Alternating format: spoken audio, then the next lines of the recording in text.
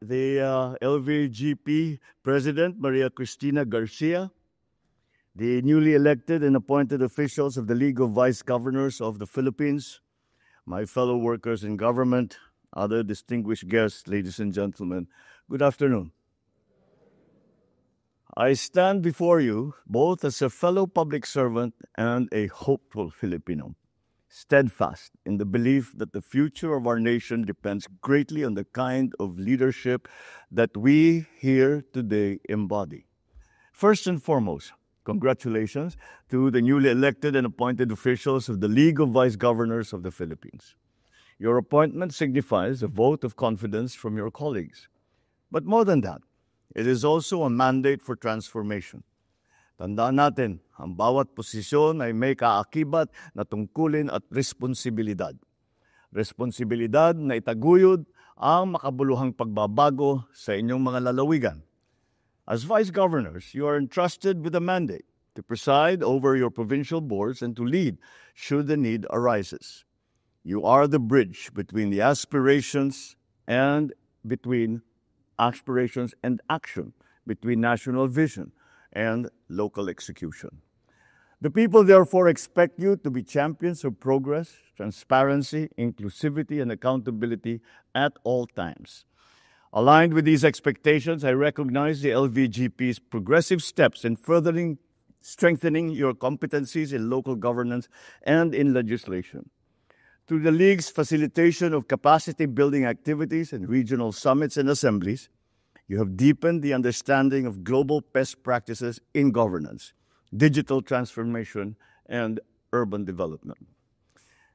May we embed this commitment in the culture of public service, always learning, always improving, all for the greater good of those that we serve. Ladies and gentlemen, amidst the challenges affecting our institutions, we must remain firm, uncompromised, and united in fighting corruption.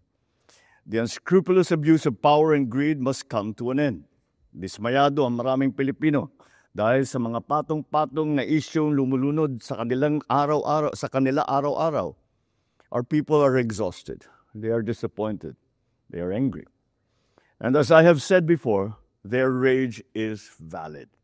It is born from years of frustration at a government characterized by systemic dysfunction and unfulfilled promises. Let us not dismiss that anger. Let us confront it. Let us be humble and provide concrete solutions. Alam naman natin ang mga mali, kaya dapat nating itama. Reforming our government is the only way we have to win back the trust of our people. We come from different provinces and parties and have varying perspectives, but we are all united in our commitment to serve the Filipino people. Patunayan natin na wala sa kulay ng politika ang tunay na paglilingkod. Ito ay nasa puso, nasa konsyensya, at higit sa lahat ay nasa gawa.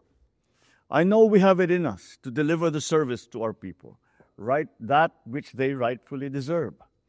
Ibigay natin yun sa kanila. Ibigay natin sa mga anak at apo natin ang isang pamahalaang marangal at maipagmamalaki nila. So if we truly believe in a bagong Pilipinas, then we as leaders must be the very examples of a bagong Pilipino. Tapat, disiplinado, at may tunay na malasakit para sa bayan. Once again, congratulations to the newly elected and appointed members and officials of the LVGP. Mabuhay ang League of Vice Governors of the Philippines. Mabuhay ang sambayanang Pilipino. Maraming salamat. Igan lang hapong tayo.